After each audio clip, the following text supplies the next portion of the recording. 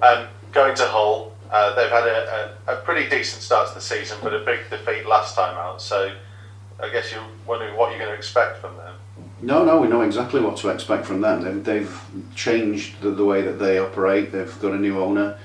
He's investing large amounts of money into that squad. They've signed some really, really top players. They've got one or two injuries with those top players at the moment. Tufan, Syed Manesh, Seri may make a comeback, but he's been out injured as well. So, but they've got a lot of good players. It's changed the face of that the club, and obviously that changes the expectation levels there. So we know what to expect from them. They've signed Oscar Estupinian from in Portugal, and he's a good striker. I think he's got 4 goals in his last couple of games, and 2 against West Brom. He got both the goals against West Brom.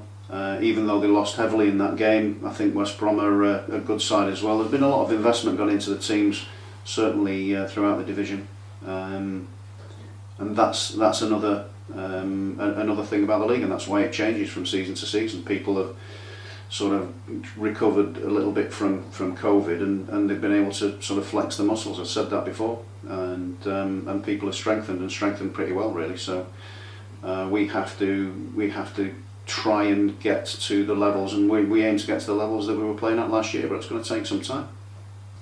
Just finally for me, injury-wise, how are you all looking?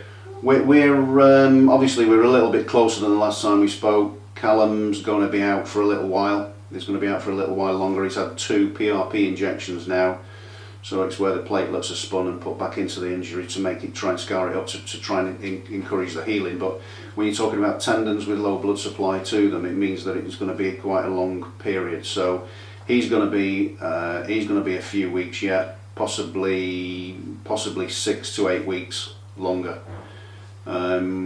So we've just got to wait and see what that is. He's going to have a scan at 6 weeks. I'll know a little bit more than then, but that isn't for another couple of weeks. I think 6 weeks is then.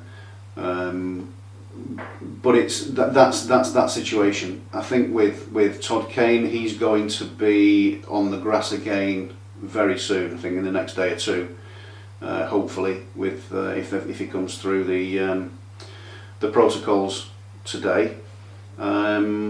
And then really we are a little bit closer with Liam Kelly. He's going to St George's Park. I think he's got a meeting today, but he's going to go to St George's Park obviously and be assessed there. So he's flying really. I mean, Callum O'Hare's flying as well at this moment in time. They're still doing some really strong work. So maybe we can get him back a little bit quicker. We're having a hyperbaric chamber brought in, which has been planned all the way through the summer, but it's taken time to get that installed. That should be coming in next week. That'll help in terms of getting people back a little bit quicker. But it's not a miracle chamber by any stretch of the imagination, but it does help.